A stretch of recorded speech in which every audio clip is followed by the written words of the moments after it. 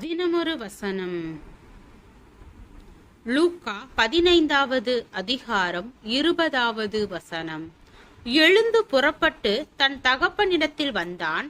அவன் தூரத்தில் வரும்போதே அவனுடைய தகப்பன் அவனை கண்டு மனதுருகி ஓடி அவன் கழுத்தை கட்டிக்கொண்டு அவனை முத்தஞ்செய்தான்.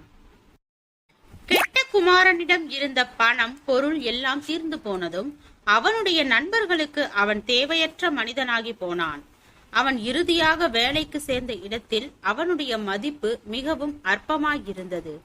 பன்றிகள் உண்ணும் உணவு கூட அவனுக்கு கிடைக்காத பரிதாபமான சூழ்நிலை ஏற்பட்டது. ஆனால் அவன் தன் தந்தையிடம் திரும்பி வந்த போதுதான் அவனுடைய உண்மையான மதிப்பு இன்னதென்று தெரிய வந்தது. அவனுடைய ஐக்கியம் அந்த தகப்பனுக்கு மிகப்பெரிய ஒன்றாக தெரிந்தது. எனவே அதனை பிரதிபலிக்கும் விதமாக அவனுக்கு உயர்ந்த உடைகளையும் மோதிரத்தையும் கொடுத்ததோடு பெரிய விருந்திற்கும் ஏற்பாடு செய்தான். நம்முடைய அன்பு, உறவு, ஐக்கியம், நட்பு ஆகியவைகள் சில நேரங்களில் பிற மனிதர்களுக்கு மிகவும் அற்பமாக தோன்றுவது உண்டு. சில நேரங்களில் யாருக்கு வேண்டுமாம் இவைகள் என்று எண்ணப்படுவதும் உண்டு.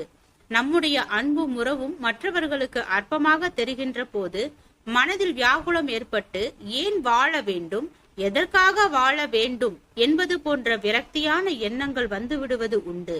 யாருக்கும் தேவையில்லாத நான் ஏன் வாழ வேண்டும் என்ற உணர்வில் வாழ்வை முடித்து விடுகின்றவர்களும் உண்டு.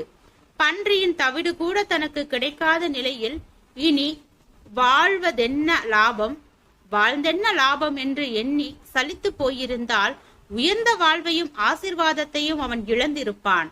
சில நேரங்களில் உலகத்திற்கு நம்முடைய வாழ்வு என்பது அற்பமாய் இருக்கலாம். ஆனால் இந்த வாழ்விற்காக தான் இயேசு கிறிஸ்து இந்த பூமியில் வந்து தம்முடைய ஜீவனை கொடுத்தார். ஒருவரும் கெட்டு போகாமல் நித்திய வாழ்வை பெறுவதற்காக தேவன் மனிதராக இந்த பூமியில் வந்தார். ஆம், மனிதனின் விலை அவனை படைத்த தேவனுக்குத்தான் தெரியும். மனிதன் தேவனுடைய பார்வையில் மிகவும் விசேஷமானவன். எனவேதான் மனம் திரும்பும் ஒரு பாவியின் நிமித்தம் பரலோகத்தில் மிகுந்த சந்தோஷம் உண்டாகிறது. உங்களை ஒருபோதும் அற்பமாக எண்ணாதிருங்கள். தேவ உறவிற்கு திரும்புங்கள். தேவ அன்பை தேடுங்கள். அங்கே உங்களின் மதிப்பு இன்னதென்பதை கர்த்தர் அறியச் செய்வார்.